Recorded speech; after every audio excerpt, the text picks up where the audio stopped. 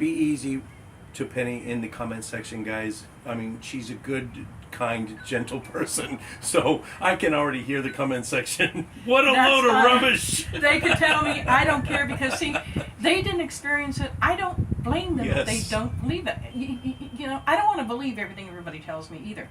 This is my experience. Whether or not somebody believes it, it's not dependent on what they think. Right. Yep. This is what I've experienced. That's what I'm telling you. A lot of my belief, I'd say about 99.9% of my belief system, has to do with some kind of experience I had.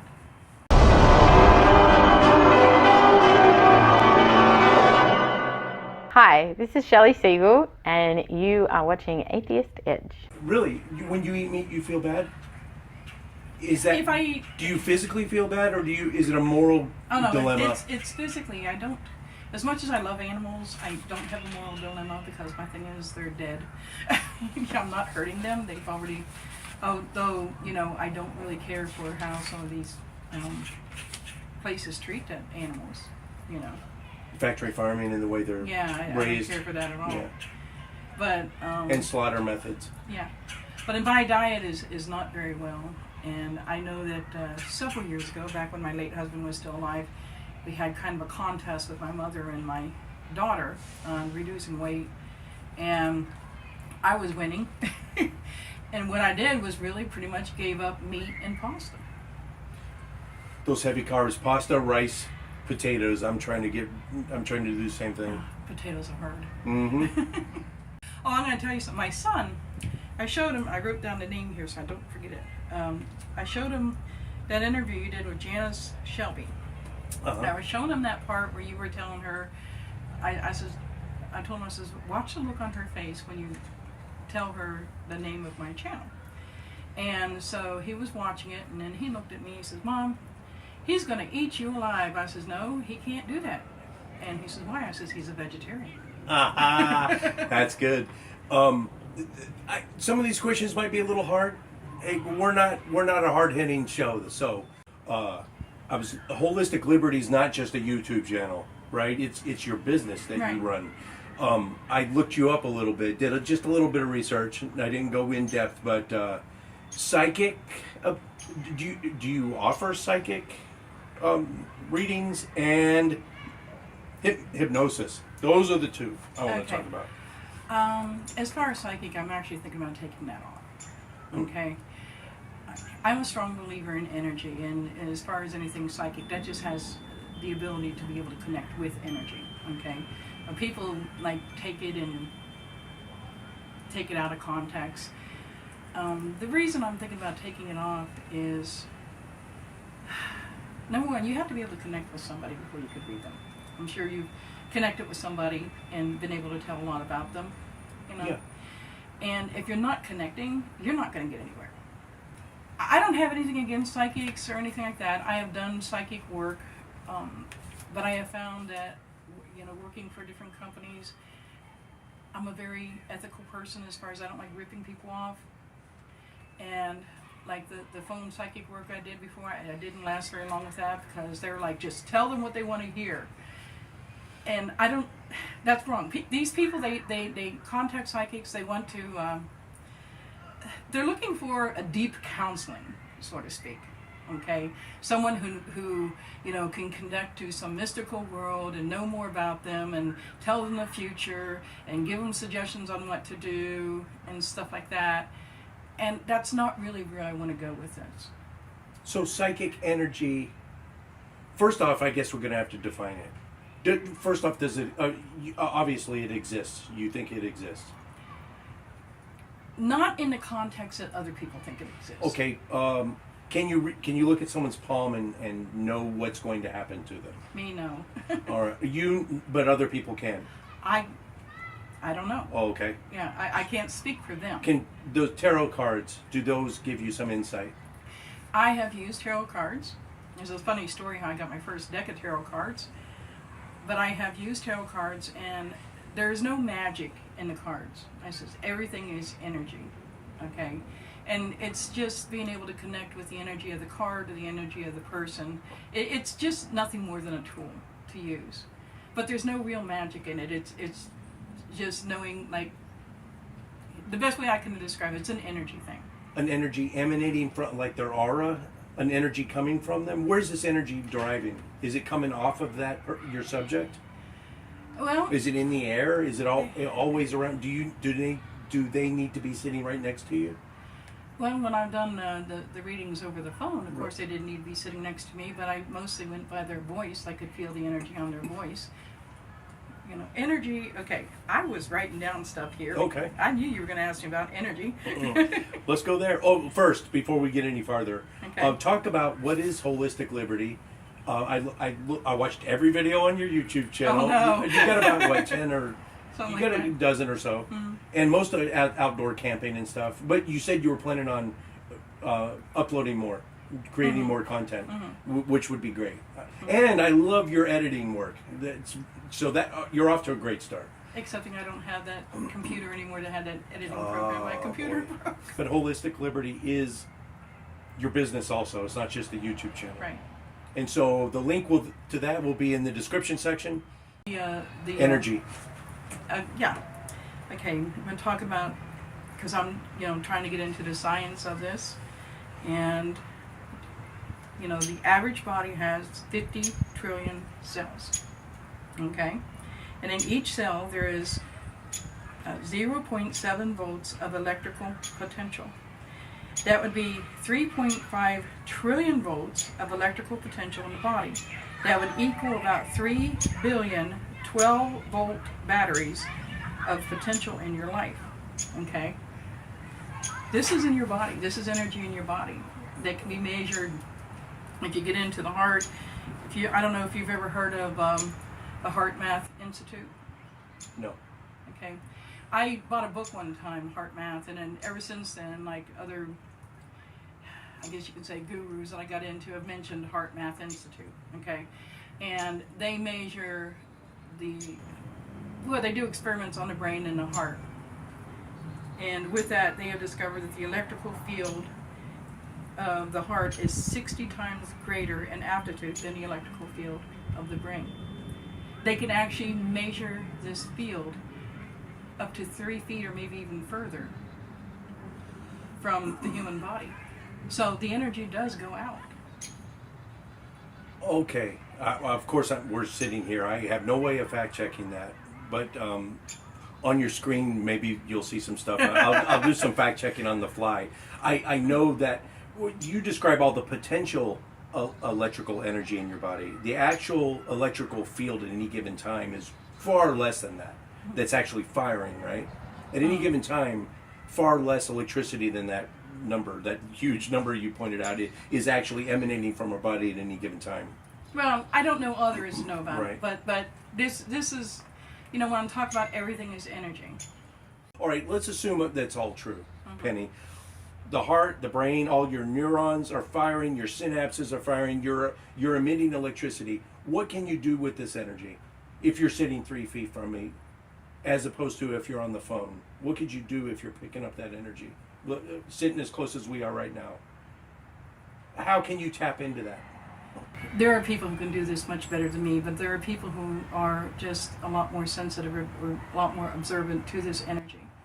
And I'm observant to some of it. I'm not as good as others, but I'm observant to some of it. I have tapped into people's energy. I've tapped into people's energy while massaging them. I've had people just amazed, not everybody, but some people I could tap into easier, and just amazed that I just know the right places to go to, the right spot to hit, and just how to do it, because I'm tapping into their energy. It's just something that, for me, it's just automatic. It's like a muscle memory. No information comes in your head, say, go to her shoulder. Yeah. It's something, it's autonomic, right? Mm-hmm. It's like muscle memory. So Now, when I'm you say surprised you knew about muscle memories. Muscles do have memories. yeah, I was in martial arts since age 6. Yeah. And the more that you, like even disc golf, she plays disc golf too, guys. That might be a later episode. Not that good at it, though. Neither.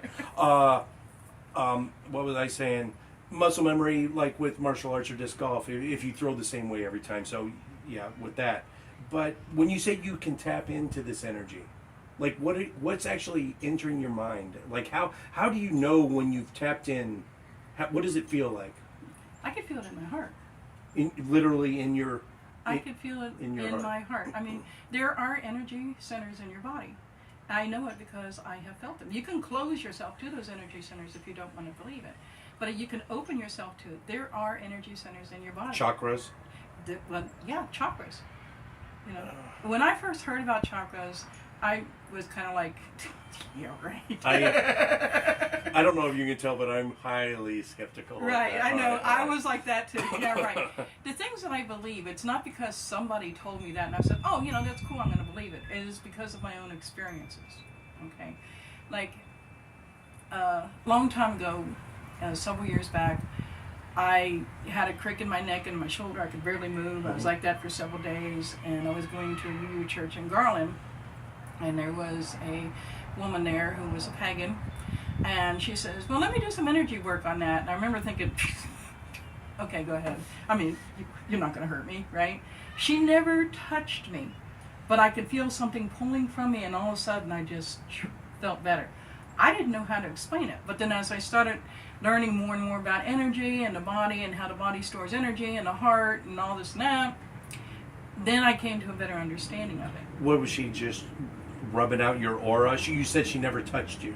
She was Was she behind me. Waving her hands on you, or She was behind. I was standing there, and she was behind me. I don't know what she was doing, but I felt as if she was pulling something out of me, and she never laid her hands on me, and that was a total surprise for me.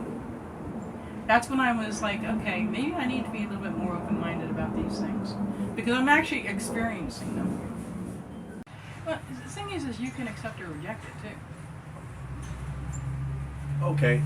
So if you are like someone like me that tried like, yeah, this is bullshit.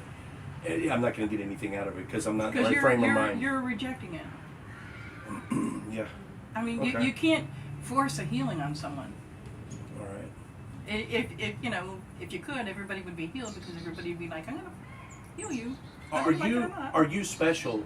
Does anyone have access to this energy? Everybody does. Everyone Everybody does. It's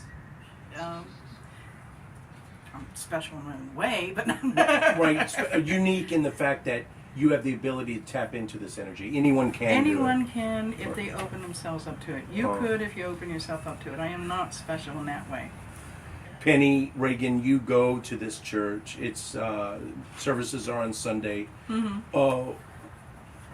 Just briefly describe like how is a UU church different than any other church? Well, we are accepting everybody's belief system. You know, where other churches, you basically are told what to believe, and you believe. You know, they don't accept it. You come there and you need to believe what they tell you to Yep. believe. You know, and we are accepting of it. You know, you don't have to believe their belief system. You just don't cut them down for it or whatever. And I think it's quite interesting when you're around a lot of people with different belief systems. You learn quite a bit on a lot of things. It's just fascinating to learn rather than to condemn and stuff like that. And my boyfriend, you know, he's a heathen. I'm not. Like a classical heathen, like the Norse mythology. Norse Okay. mythology. He's Theodish. Okay. Instead of Asatru, he's Theodish. And when I first met him, and I don't know the difference. No, he can explain it better than me. When I first met him and he told me he was heathen, my first thought was, you said it, I didn't. That's where I really learned about it. Oh, you thought it was a pejorative, like a term, a negative term. Well, I mean, when you're raised, because I was raised in a Christian... They have a different meaning of the word right, heathen, yeah. You know. And even though I had pulled away from that, you know, I still had that background. Mm-hmm. So...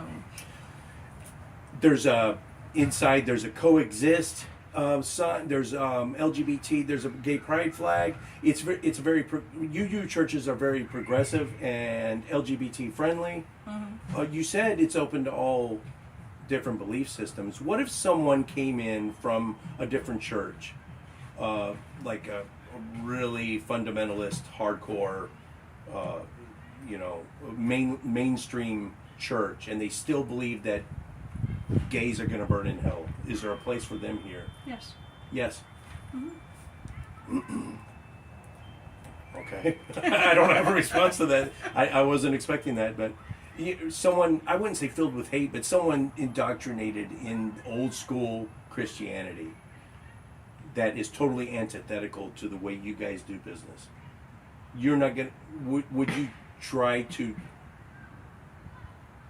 talk sense into them? I can't think of it any other way. I know exactly what you're talking about, and it's they are welcome here. Now, whether they would want to stay here, that's a different story. Yeah.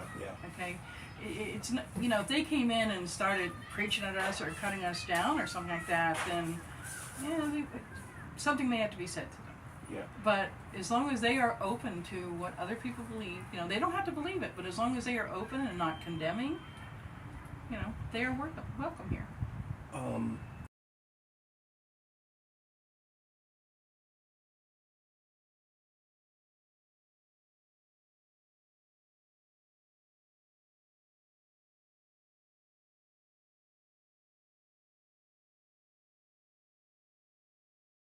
Hypnosis. I'm kind of on the fence on hypnosis. Mm-hmm. I really don't know enough to make up my mind about it, but I'm leaning towards, I'm skeptical of the whole operation. Mm-hmm. Anyone that's in deep hypnosis or posted not as suggestions where you can snap a finger or say a buzzword and it makes people will do, that you can make people do stuff. I know you can't do anything against your will when you're under it. It seems like it's nothing more to me than you're in a very relaxed state. You know exactly what's going on. You're not asleep. And if you're hypnotizing me, you could never make me do anything I wouldn't want to do willfully, right? Mm-hmm. So it's nothing more than just sitting here relaxed. I don't know the difference between just sitting here relaxed, listening to you talk to me, and me responding to you. The difference between that and me being under hypnosis. Is there a difference? Okay, well, first of all, not much, okay? Hypnosis is getting past the critical factor in order to establish an acceptable suggestion. There are all different states of hypnosis. There's even a waking state of hypnosis, which you've probably been in if you've ever driven down a highway and went through highway hypnosis, to where you're kind of in a trance. That's a waking state of hypnosis. Okay. Okay? Then there's somnambulism, which is really where the hypnotist is trying to get you to where you're relaxed. You pretty much know what's going on, but you're relaxed enough to accept a suggestion. But if it's a suggestion like you're being a vegan, and if I didn't know that, and I was hypnotizing you and saying, you will eat lean meats, you can throw that out. And a good hypnotist would let you know that, because if they don't, you might throw the whole thing out. But you can change it to a suggestion that you want. So there is a type of hypnosis in which you could actually, I could snap out of it and not remember what I said to you. Like time has passed and I was not aware of it. Is that possible? It is possible. I suppose, especially if you get into a coma state of hypnosis where we really don't. But that does exist. You get so into. You're so relaxed, you may not even listen to the hypnotist because you're so relaxed, you're so enjoying this. And then there's a real deep state of hypnosis where it's like almost asleep that you can get into. I'm thinking of a movie. I think it's called Stir of Echoes with Kevin Bacon. It's from maybe the 80s. Yes. Okay, that kind of hypnosis where the entire night passes and they snap out of it what just happened? It's the middle of the night. I've actually had something like that happen to me, and that movie, the girl who did the hypnosis on her character name was Penny. I got teased about that. Texting, getting ready for this interview, I fight the urge to say your name 3 times in a text because of Big Bang Theory. I hear that too, and I heard that a lot too, and that is one of my favorite shows. That deep, so that does exist. That can happen. There's a potential. It can. It's rare. It's rare. But I've had it happen to me once. I'm not raising the bullshit flag on it yet, but I'm very skeptical of that too. Oh, I don't blame you. But hypnosis is not like psychic ability. I'm willing to change my mind on anything, but hypnosis I'm probably more apt to if I read more about it. If there's no science to. I have never read a scientific paper on anything psychic ability, psychic phenomenon. There's been no scientific papers on it because it's supernatural, right? Well, is there a way to remove the supernatural out of it? Is there something science about it? I believe, okay, someone one time told me that magic, okay, if you go into magic, the magic is just basically something that science hasn't proven yet. You know, I think you could remove the supernatural out of a lot of things if you really want to get into the supernatural. I kind of try to stay away from the supernatural. Not that I'm against it, but I want to really stay within the whole energy concept because it's a lot easier to understand.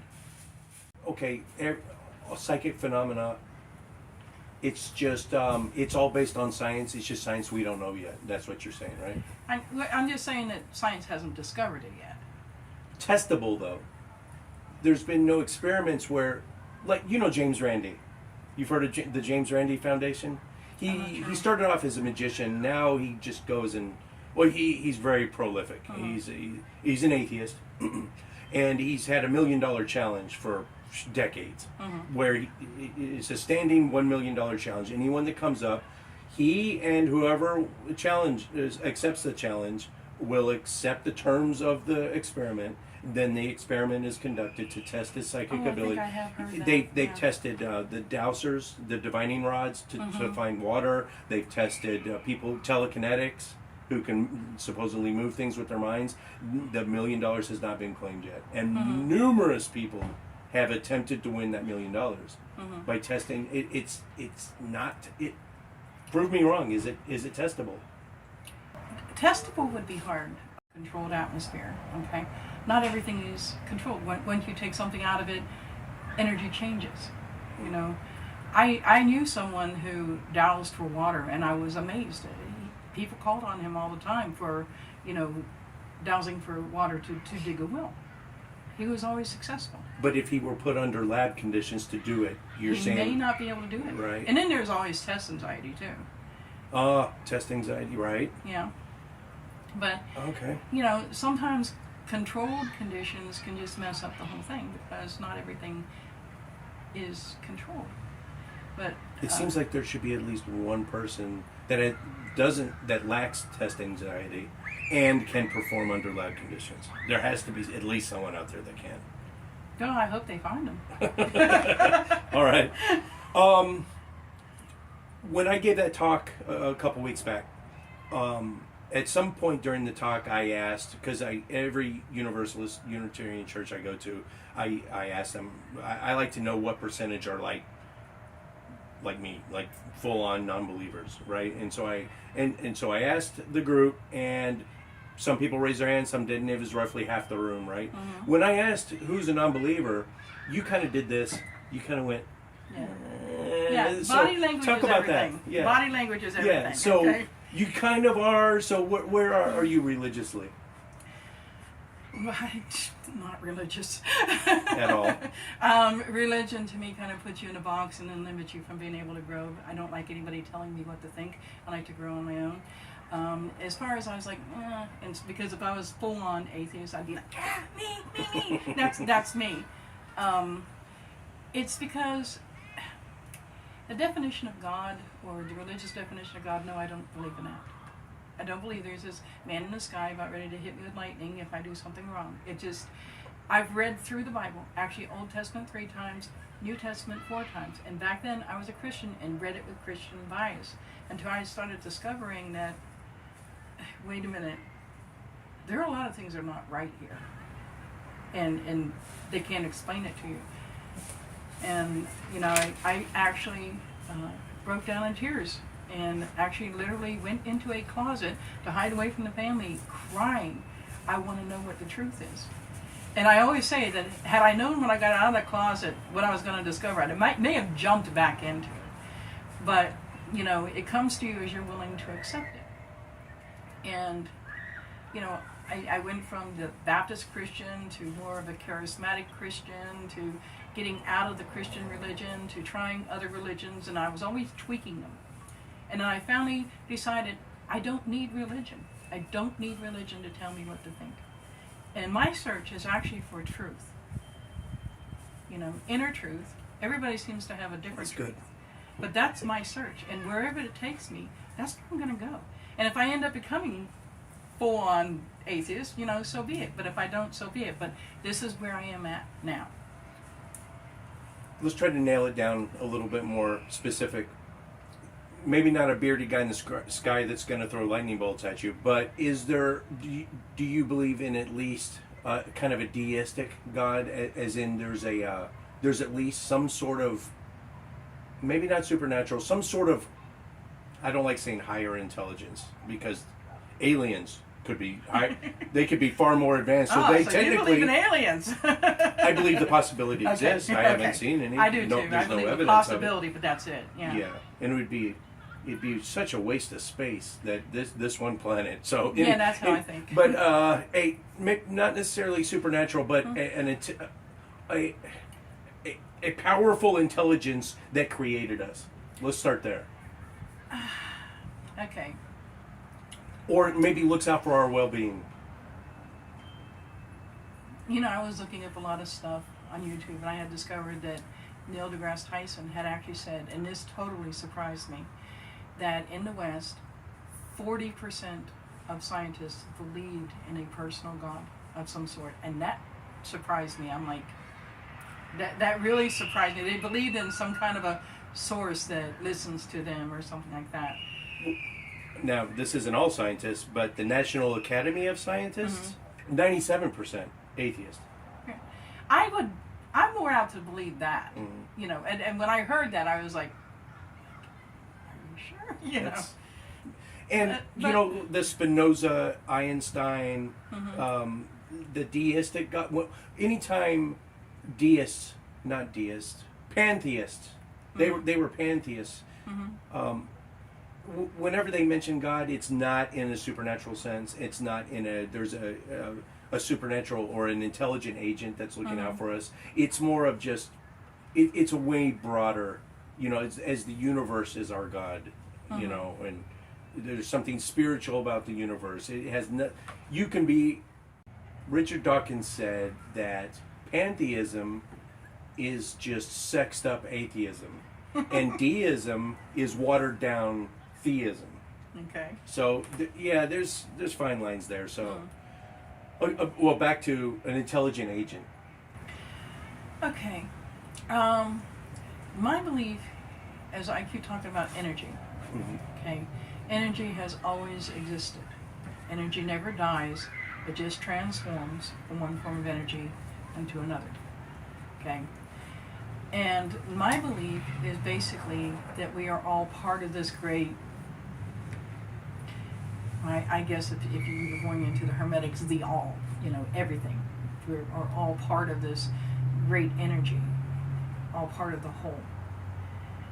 So as far as saying that there's this one main deity,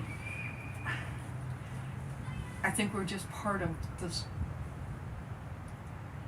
main deity. I don't know how to explain it. Part of the all. Part of the all. Yeah. Right. That's very pantheistic. That's what it sounds like to me. You said energy has always existed and it never dies. Right. There was no before the Big Bang because that's when time started. But, well, has energy always existed? I don't think I believe, because, I mean, even when you get into the Big Bang, okay, so what happened to create the Big Bang? You know, I believe that there is infinity, but we have a hard time with that because we're living in a cycle. So we see everything as a beginning and an end. But that there is an infinity. You know, the Big Bang may have been the beginning of this universe, but there was always something. And that we've always been a part of that in a different form. It's a big question mark for theologians and scientists. No one has an answer to that yet. Right. You said energy never dies also. According to science, there's going to be a heat death of the universe. And when the last black hole and the last proton fizzles out and there is no more energy. Are you cool with that? Or are you... I would have to check in. I mean, Yeah. I'm not going to sit here and argue about it because I don't know. I'm not a scientist. I'm just going by what I believe, and I believe things from my own experiences and my own studies and stuff like that. And even scientists really don't know. This is just a theory. A theory is basically a belief from, maybe they ran a lot of tests. Scientists get a lot of credibility because they do run a lot of tests and stuff like that. But, their evidence may back a belief, but the theories can always change when there's new evidence. Right. Well, theory colloquially, in science, theory is the highest you can get. Mm-hmm. Yeah. And the more facts you have, reinforce a theory. But anyway, when we first walked up here and you were showing me around the campus, there's a pet cemetery, the Memorial Grove, and you said that's for pagan rituals. So my question is, the UU Church here, do they let sky's the limit rituals here, or do they mix up their services and kind of appease the pagan crowd and appease the heathen crowd, and are the services pretty much homogenized, or do they change every Sunday? Well, there is a pagan group here. I hadn't been able to hook up with them yet because I've only been a member of this church since October, actually maybe September, because we were in the process of moving to Grand Prairie to help my mother, and we decided to join this church. But I used to be a member of a pagan church in Garland that I quit years ago because they're just not the way they Advertise. Yeah, it's a long story. They weren't actually a pagan church, but they were a UU church, but their rituals were at that time more pagan style. The service is basic. Well, you actually led one of the services not too long ago. Mm-hmm. Okay, they invite guests in to talk about different things, Okay. add different ideas, to observe different ideas. We've even had a conservative Christian come in one time from a group that I think you might be a member of. It's a Atheist Christian group. Atheist Christian Book Club in Arlington? I believe so. Was it James Walker or Brady Blevins? I can't remember. They're great guys. Yeah. And they're very accepting. Mm-hmm. So I'm sure it went well. I was about to yes, ask, it did did. it go sideways? And No, if it it was went- it either went- one of those two, would have went well. Yeah.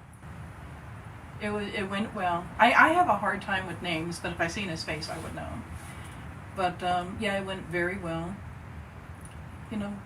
This church is very open.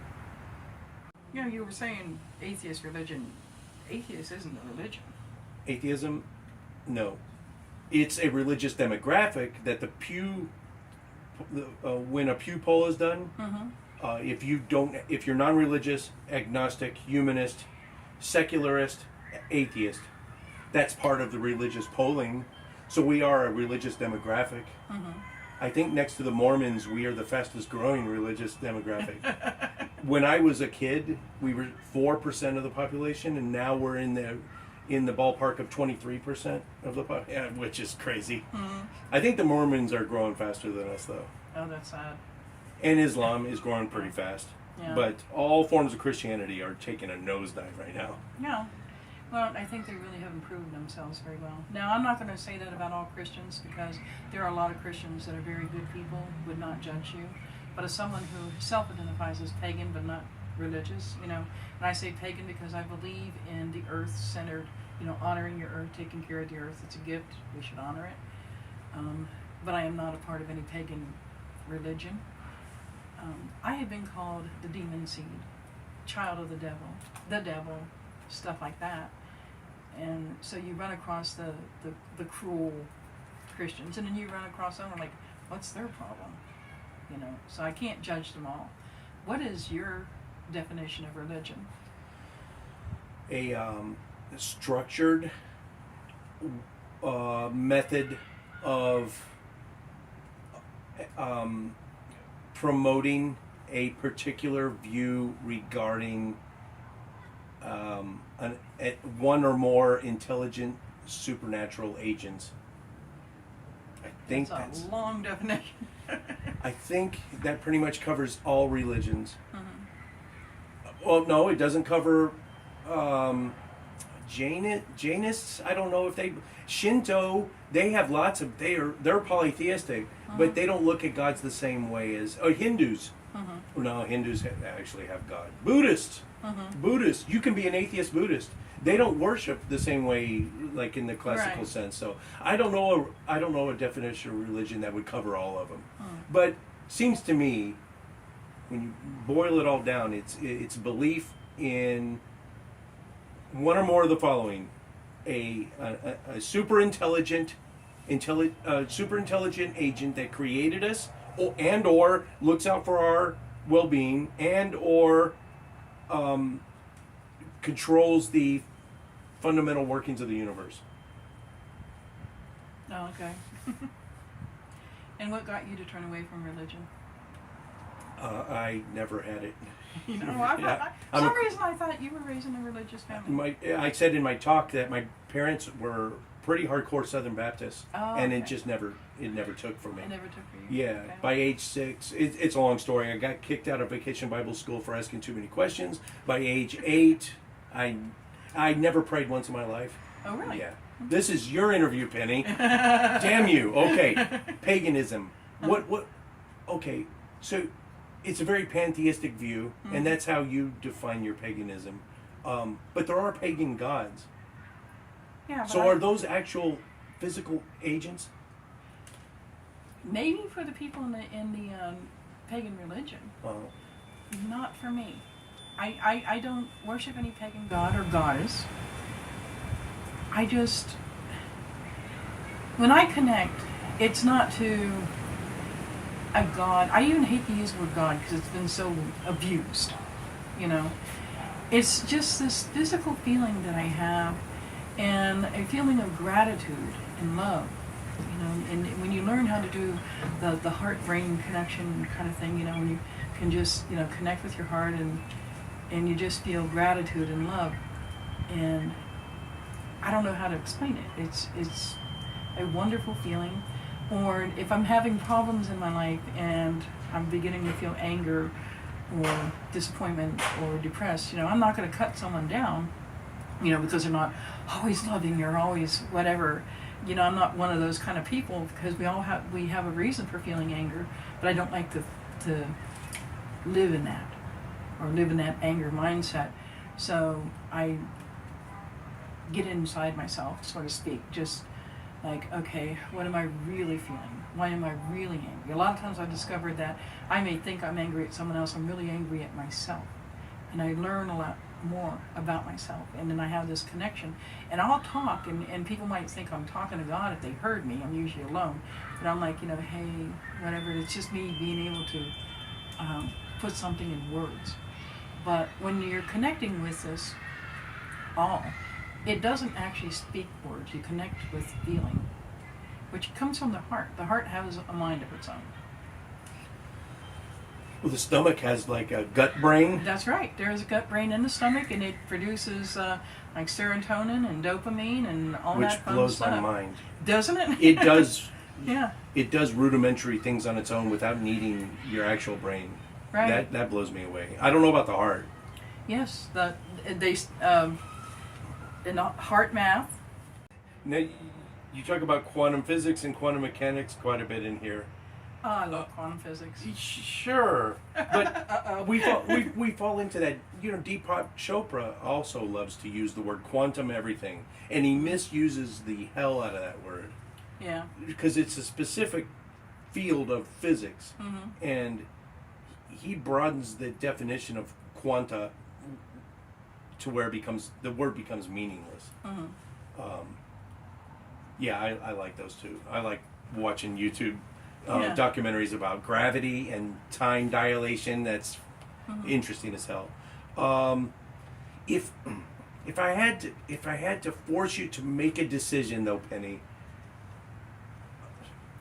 I think I'm familiar with your worldview, but does it or does it have to include an actual mind, a super intelligent mind that either created us or runs things or looks out for us?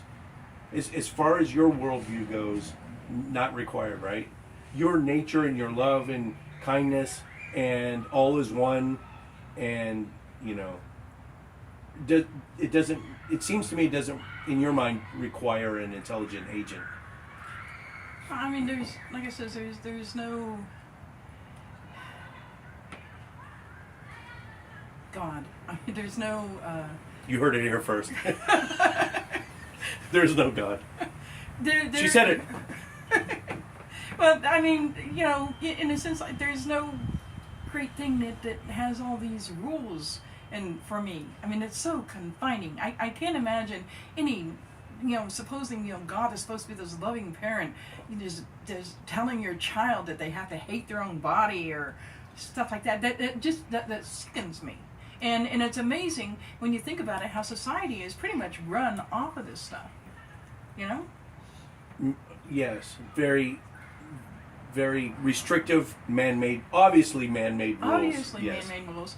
I said that to my late husband one time. He always believed that he wasn't influenced by religion. And I says, society is influenced by religion. And he goes, no, it isn't. I says, okay, who's the head of the family? He says, the man. I says, where'd you get that at?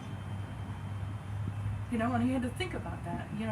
Unfortunately, you could never step in church in a day in your life, and you're going to get influenced somehow through society, and it's sad. Let's follow that. If you were to ask him, what if I were to walk out and the first person I meet, I kill them instantly? Is that wrong? Is that inherently wrong? He would, of course, say, yes, it is. And where did you get that from? Well, my Bible. Mm-hmm. So I ask you, pantheistic, I don't mean this as a pejorative, tree-hugging penny, right? You know what I'm saying? I hug trees, right. Yes. Oh, you're a disc golfer. You know what a good tree bounce is, right? When you throw that disc and it hits a tree, but it hits it in a way that is favorable for you, like towards the basket. Yeah. I will always hug that tree. Yeah, see, you're a tree hugger. True. Okay, but with regard to murder, like killing somebody, is there karma? Are you going to pay any price for that? Is there anything keeping you from doing that or making sure you're punished for it? I don't think that we actually ever get away with anything, okay? Murder is one of the hardest things that I think of. Murder, sexual abuse, abusing children, being a survivor of that myself. It's very difficult, okay? But for someone to get into the mindset where they actually murder someone, obviously there's something wrong there. Obviously they're holding a lot of anger or a lot of confusion or whatever. That in and of itself is, it doesn't bring back the person or do anything for the family, but that hell that they're mentally going through in and of itself, they're not getting away with it, if that makes any sense. Yeah. The punishment is internal. Right, is internal. They might be able to get away from, I actually know somebody who murdered somebody and got away with it. Okay? And, but his mindset, he lives in a living hell. For the rare few, like psychopaths and those that just have no remorse. What about them? Is there karma? Is something bad going to happen to them? Does the universe? Is there an intelligence that's going to? I don't think the universe thinks of. I think it's us who decide what's good and bad. It's us. I don't think the universe says you murdered somebody, you're a bad person, because animals kill animals all the time. So karma is crap. The whole idea of it. In that sense, a natural flow of energy may get us in the end. But in the sense that, if you murder someone, karma's going to get you in the butt. It's just a natural flow of energy. Maybe you're always going to, check your back. Maybe you're always going to be nervous you're going to get caught. Maybe you're living in a mental hell. You chose to do that. What brought you to that point anyways that you're going to choose to do that? I don't go by, I had a horrible life or whatever. To me, that's bullshit. I'm sorry if no cussing on here or whatever. Not in the first 5 minutes. After that, fair game. Okay. It's a monetization thing. Okay. But to me, that's bull. A lot of people have had troubles in life and they didn't make those choices. And if you make the choice that you hate the world and you're going to just murder someone for the sake of murdering them, You know, I think you're already living in your own hell in your mind. Penny, what happens to us when we die? Well, my common joke for me is the way I'm going to die is I'm going to get hit by a flying toilet and come back as a blade of grass. But there's a story behind that. It's an inside joke. Okay, yeah, it's an inside joke. My belief is because we are energy and energy never dies, my body will be going to the ground because my body is going to be sent to a body farm. The body is going to go to the body farm unless I die of some kind of a disease or something, they won't take me, okay? So the body, when it goes to the body farm, more than likely they'll put it out in the field just like they did with my late husband, and I will be giving back to the earth, okay, which is great for me, and then teaching students and not getting paid for it. That's good. I like that. And I don't know if you want to call it ether or spirit or whatever, that's going to continue on. And it could be reborn into another form, could be reborn into another human, but it's going to continue on. Spirit, you just touched on something. Okay, before I ask that question, is any part of Penny Ragan, uniquely you as an individual, going to live on? Or when your atoms get separated, it is the whole Penny is gone, your uniqueness and your individuality. Is any part of your personality going to live on uniquely Penny? I can't say for sure, but I believe it's a possibility. So that has its own uniqueness, its own personality? And does it reside in you? Is it physically located in you right now somewhere? Okay, my spirit, the best way I could describe it would be that consciousness. You know, that, remember I was telling you that you know, with certain machines, they can measure the electromagnetism of the heart, and they've measured it at least 3 feet from the body, maybe further. Okay? I hear different from different, you know, but the shortest I've heard was 3 feet, so we're going to go with that. All right. So, you know, that's a consciousness. There are people who've actually had heart transplants and kind of took on the personality of the person whose heart that they received without even knowing anything about that person. All right. Okay. Yeah. That's one of the ways that, you know, they studied that, and that's one of the reasons that they believe that, you know, the heart does have a memory. So when the heart dies, the brain dies, the body dies, you're in that body farm. All your synapses stop firing. There's no more electrical output in that body. The output goes somewhere else. Yeah, it goes. When all my synapses start synapsing or stop synapsing, the consciousness goes elsewhere. Consciousness, is it still electrical energy? Is it It is still energy. It's electrical, like your synapses in your neurotransmitters firing. That's all stopped, but some energy is released from your body. Does it stay together? Does it roam around the earth, or does it spread out fine? You know? I kind of like to believe that it just kind of blends in with everything else. And some part of that energy is still uniquely you. You'd like to believe. Some part of it, yeah. I mean, I'm not, you know, 100% of course, but I like to believe that it, you know, it just spreads out and connects. And can still affect things on Earth. Could change. You could talk to living people. You could move objects. No, or could you determine the outcome of something? Could you push a pencil across the table? I don't know, but it would really be cool. And if I die before you and I can, I will haunt you. Believe me. My grandmother, before she passed, we had an agreement where I would light a candle and she would try to blow it out. Yeah. And I was already very skeptical. I was already in the Marine Corps, I think. I was already just insufferable atheist. So I was nice to Grandma about it, totally not thinking it would happen. And the day she died, I left a candle burning periodically for 7 days. And guess what happened by the end of the 7th day? Not a goddamn thing. Somehow I knew you would do that. But I tried. I kept that candle lit for 7 days, but she wasn't able to. That doesn't mean it's not true, but... Yeah, it doesn't mean it's... Like, you know, I think the most traumatic death for me, and I've dealt with, you know, I had a brother that passed away. I've had a father that passed away. But the most traumatic, I think, would be my husband. And it was sudden. He had a heart attack. And I always thought it was weird. We had just moved into this house. We were renting it. And 47 days after we moved in there, he died. And then 47 days after he died, I had to move out because I couldn't get an income in time to save the home, you know. And oh man, it was very, very traumatic. But I think, you know, being able to go outside, and I felt, you know, maybe it was just in my mind, maybe it was because I wanted to feel it, but I would feel his presence. And we had this thing about locusts. I could never stand the sound of locusts. I thought they were creepy.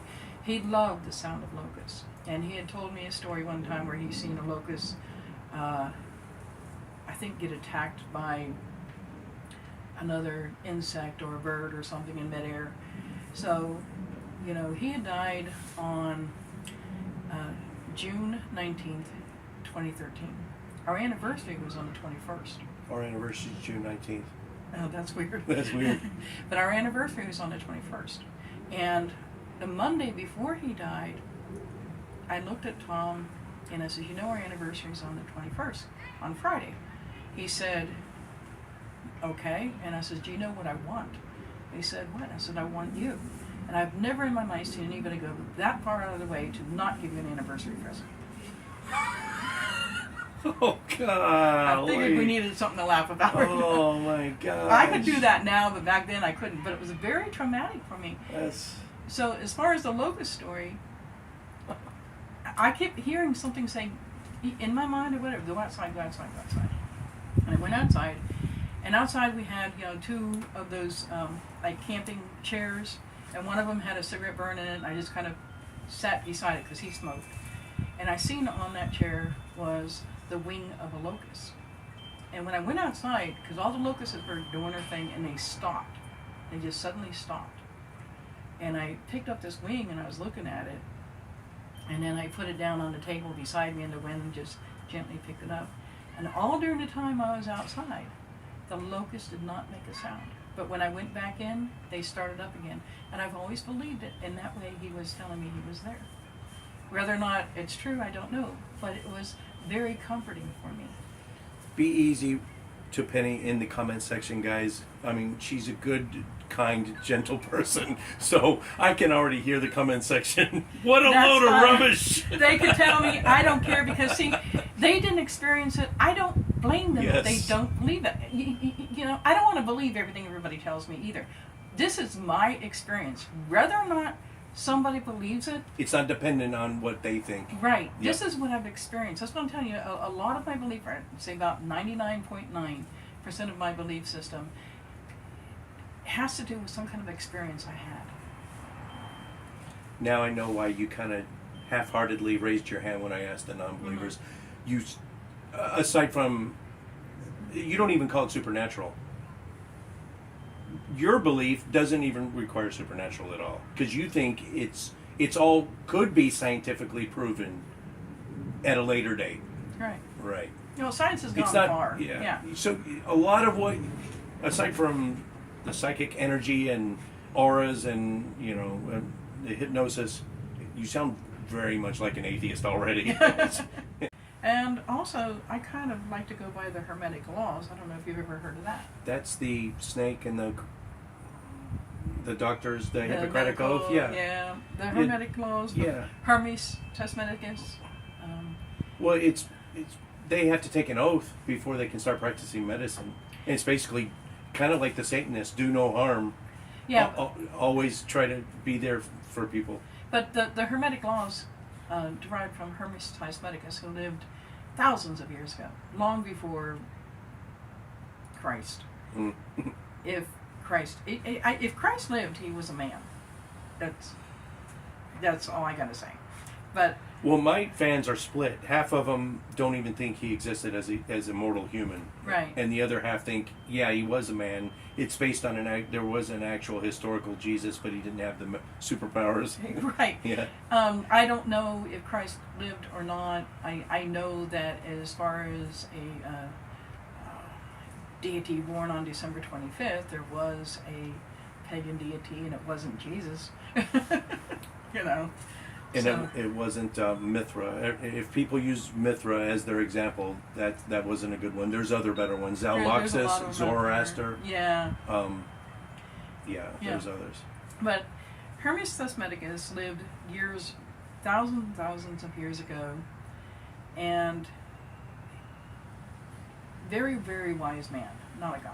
He said, "Do not turn me into a god," and so of course they did. But there were these hermetic laws or hermetic principles. Number one being mentalism, or all is in the mind. In the universe of mental, everything starts with the mind. Correspondence, as above, so below, as below, so above. Vibration, everything moves, everything vibrates. Polarity, everything is dual. Rhythm, everything flows. Cause and effect, every cause has an effect, every effect has a cause. And then gender, everything, has both genders. And if you read about it, you can get more into it. But I kind of like to go on that basis. And Hermes Trismegistus, I can never really pronounce his last name. Some believe that he was the father of alchemy, but he was definitely an alchemist. And to me, that sounds more logical. The hermetic principles, and if you really get into it and how it works, then some magic man or magic deity. I think Isaac Newton was into alchemy too, but he also gave us the laws of mathematics Yeah. of gravity, the Right. physical law of gravitation. Mm. So, I totally disregard anything he had to do with alchemy. Yeah. I focus on what the scientific progress he made for us. Yeah. But you mentioned the mind, and all is the mind.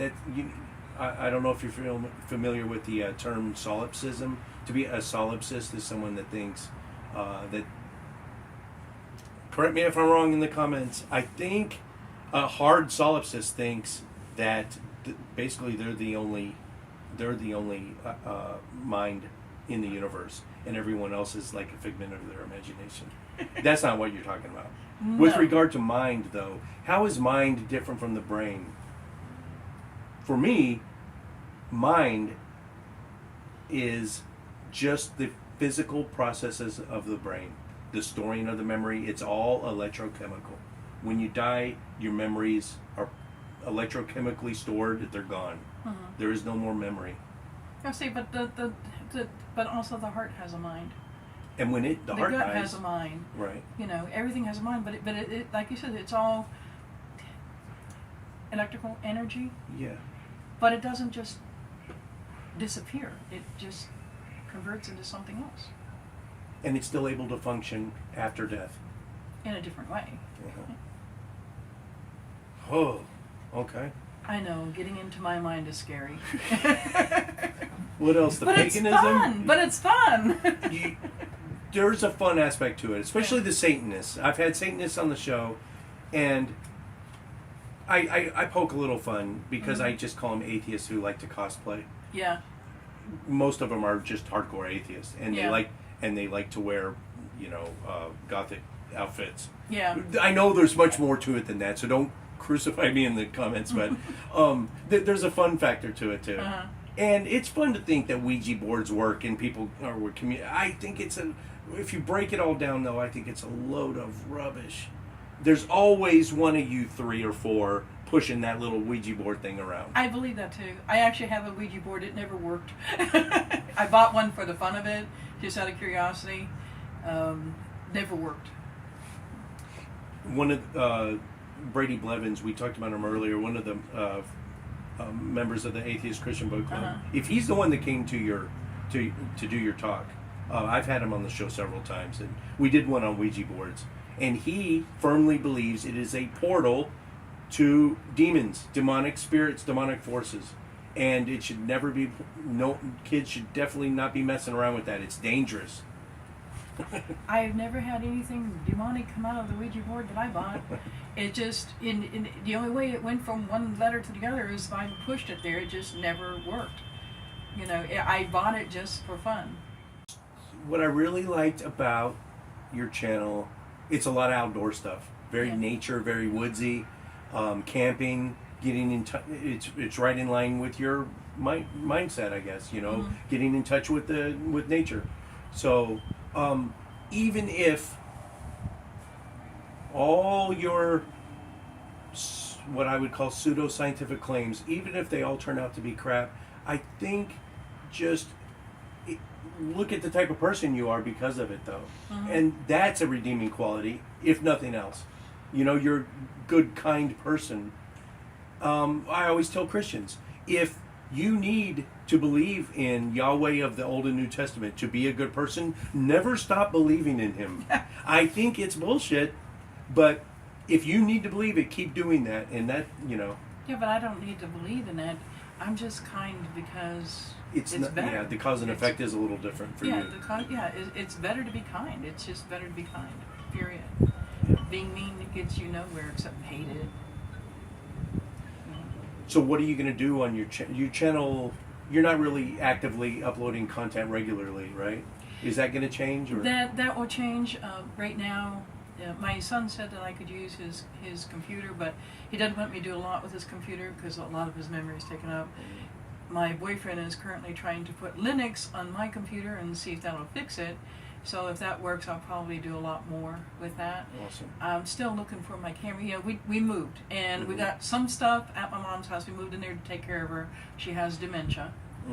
And so that's why we moved in. And so I got some stuff there, and then some stuff in storage over in Garland, and I don't know where the camera is. So I need to find that too.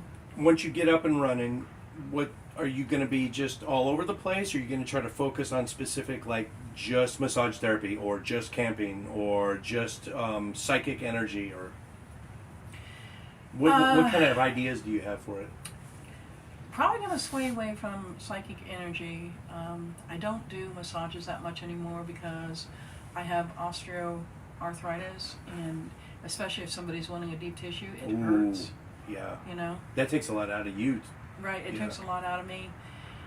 And it's just, I might focus a little bit more on atheism. I you know, because on my channel you'll hear me go, I'm not an atheist, but I understand where they're coming from, and I say that because just what we were talking about. But then I started thinking about that. Do I really believe in God? No. You know, so I guess in a sense maybe I'm a spiritual atheist. I don't know. A whole new breed of atheist. Spiritual is one of those words that mean holistic atheist. Yeah, holistic and spiritual. That's a whole holistic another hour of talking about. Well, that's body, mind, and spirit. And the problem we have with the medical profession today is they just treat the body, but you know. What if you don't even think there is a spirit? And mind is just the workings of the brain, so it's part of the body. So it's just body. The brain is part of your body. What the brain does, it is like what your arm does. That's not a separate entity. Do you know how many more shows we could do together? I know. And spiritual, that's a whole other one. Well, it's been great to have you on the show. And thank you. Let's have you on again, and once you get the channel up and running. And I would be interested. Oh, I'm going to come back to this church. Is it not pastor, the group leader? Is that how you guys? Pastor. Yeah. What is Gregory? Is he like a lay leader? Right now, he's the president. President of the organization. We're going to be having a new election coming up soon. Oh, I see. Yeah, but I'm hoping he stays president because he's pretty good. Yeah. The atheist group that I belong to in here in this is Arlington, right? Yeah. Here in town, Metroplex Atheist. And everyone, if you stay long enough, you get a chance of being president. It's a 2-year cycle. So, so he said he wants to have me back for another talk in 2 or 3 months. So I'll be coming back then at least. So.